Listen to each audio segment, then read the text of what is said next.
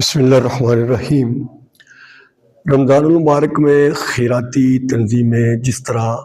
سحر و افطار کے دسترخوان دکھا دکھا کر عوام کو متاثر کرتی ہیں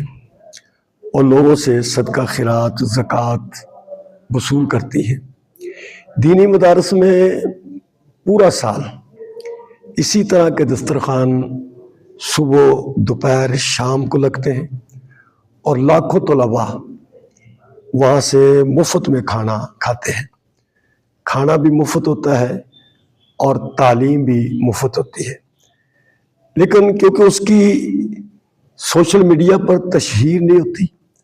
نہ وہ دسترخوان کسی چوک پر لگے ہوتے ہیں، نہ کسی چوراہے پر لگے ہوتے ہیں جس پر ہر آدمی کی نظر نہیں پڑتی، ہر آدمی اس طرف متوجہ نہیں ہوتا۔ لہذا